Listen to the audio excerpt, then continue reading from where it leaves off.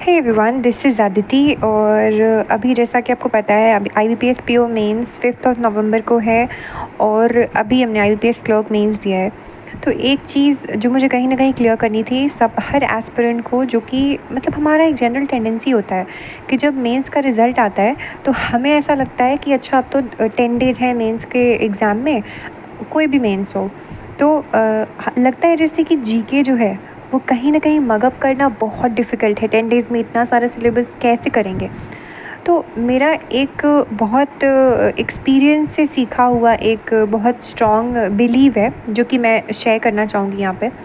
वो ये है कि अगर आपका IBPS क्लर्क मेंस का रिज़ल्ट आया, आपका मेंस है 10 डेज़ में मान लो, तो अगर आपके पास बहुत सारा सिलेबस है जीके का, 4 महीने का कवर करना बचा हुआ है, तो प्लीज़ अपने माइंड पे ये प्रेशर ना दें कि 10 डेज़ में मुझे इतना कर जाना है, मुझे 4 महीने का कर ही लेना है। सबसे पहली चीज़ कि मल्टीपल रिविजन्स एक बहुत ही वेग टर्म है। जितने टाइम आप कर सकते हैं एक स्टिपुलेटेड टाइम में 10 डेज़ में, उतने टाइम कीजिए, बट जो कीजिए पक्का कीजिए, सीधी सी बात है।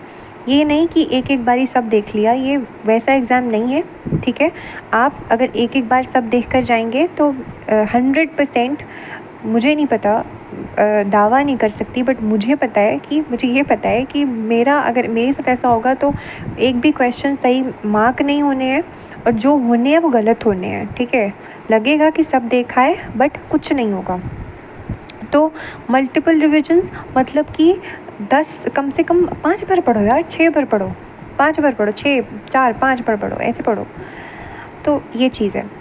ऑल्सो मैं एक चीज़ को 4-5 बार पढ़ने के लिए इसलिए बोल रही हूँ क्योंकि हमें पता है कि सबसे ज़्यादा जो एग्स हुए वो आंध्र प्रदेश में हुए, ठीक है? सबसे ज़्यादा जो एग्स का प्रोडक्शन हुआ वो आंध्र प्रदेश में हुआ। तो आपको क्लियर होना चाहिए, ऐसा नहीं कि आंध्र प्रदेश की जगह अरुणाचल प्रदेश आप मार्क करके आ जाएँ तो आपका वो माइनस हो जाएगा। कोई रैंडमली बिना सोचे समझे अगर लगाए और आप सोच समझ के आधा पढ़ के भी लगाएं तो भी आप माइनस में जा रहे हैं। तो जो पढ़िए श्योर होके पढ़िए कि हाँ ये आएगा तो ये बनाना है बस।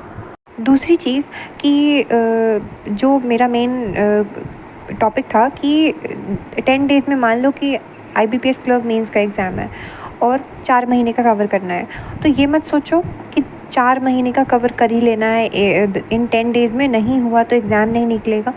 हमेशा मिनिमल अप्रोच रखो।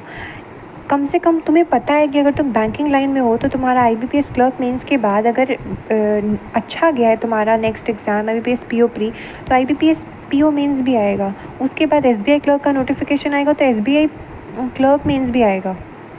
बीच में अगर ESIC आता है तो वो भी आएगा, उसका मेंस भी आएगा।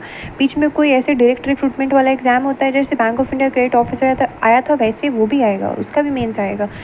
तो ये मत सोच के चलो कि इसी एग्ज़ाम के लिए पढ़ना है और 10 डेज़ है, अच्छा छोड़ो।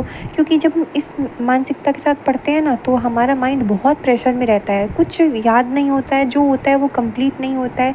एक बहुत ही वेग सा प्रिपरेशन होता है जो कि जिसकी प्रोडक्टिविटी ज़ीरो होती है, या फिर 1% कह लो, 1% प्रोडक्टिविटी वाला तैयारी होता है।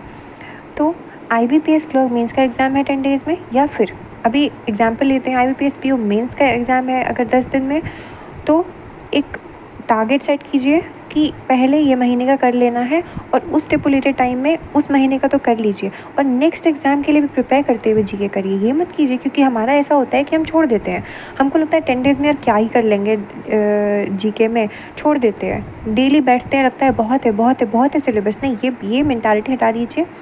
10 डेज़ में IBPS PO में जितना कर सकते हैं 1-2 महीने काम करेंगे 10 डेज़ में, 5 डेज़ लेकर के 2 महीने का बहुत अच्छे से करेंगे। उससे जो भी क्वेश्चंस आएंगे वो पक्का बनाएंगे हम। उसके बाद हम IBPS SBI क्लर्क आएगा तो SBI क्लर्क के मेंस के लिए अभी से प्रिपेयर करेंगे, हम वैसे करेंगे। तो जीके ऐसे पढ़िए हमेशा। तो यही बस शेयर करना था। बाकी all the best, all the very best.